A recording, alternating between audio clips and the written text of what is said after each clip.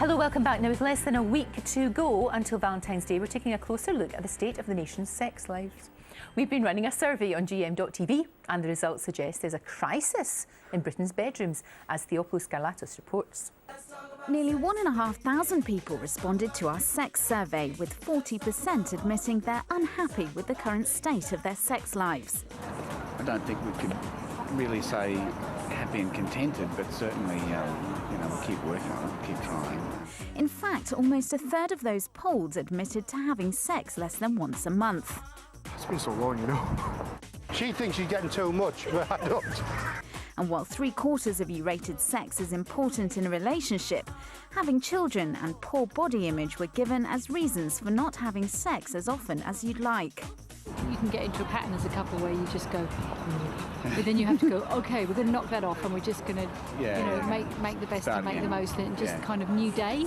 Unsurprisingly, it was tiredness that came out as the #1 passion killer, with a third of those polled preferring to get a good night's sleep than engage in any after-dark shenanigans. Love that word, shenanigans. With me now, relationship experts Simone Bien and Dr. Hilary Jones.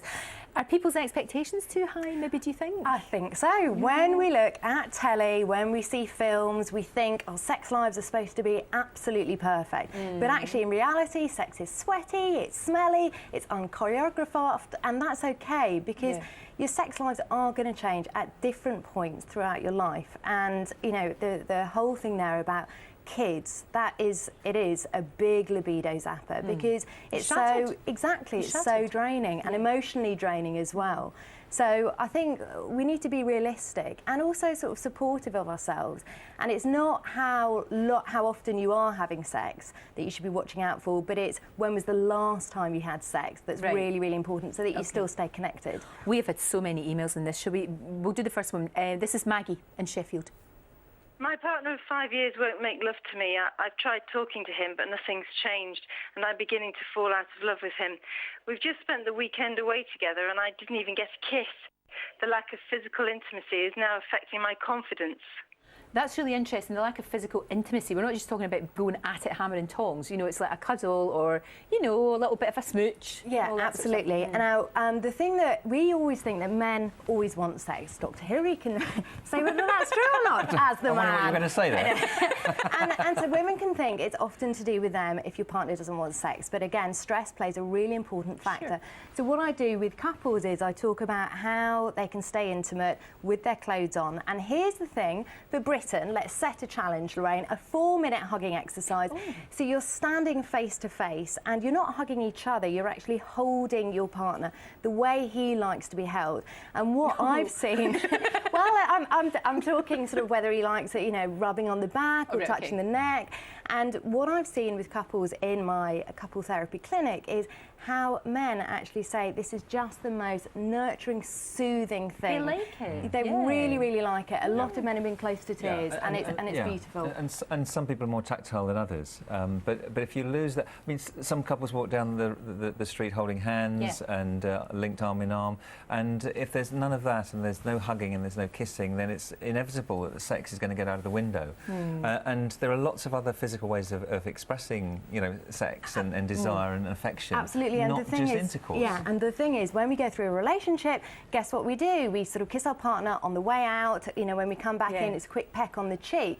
And actually, go and snog your partner. Oh, remember when you were a teenager and used to snog the faces off one another? Absolutely. I think that's really important. It's a way of staying connected. Absolutely. Let's go to Jane now. Jane in Lincoln. I'm just turning 50 and having periods infrequently now. Although I enjoy sex, I seem to enjoy it less than I used to. And this is now causing problems between me and my husband. OK. That's a very common thing that we see in the surgery. A woman of that age, possibly approaching the menopause, so a little bit of estrogen deficiency. So she may have physical symptoms of some dryness, making sex a little bit more uncomfortable, which is easily overcomable, but also lack of that desire, decreased desire. That can be remedied. HRT is very effective at reducing desire. In fact, so much so that women of this age that go on HRT, the men can't keep up with them.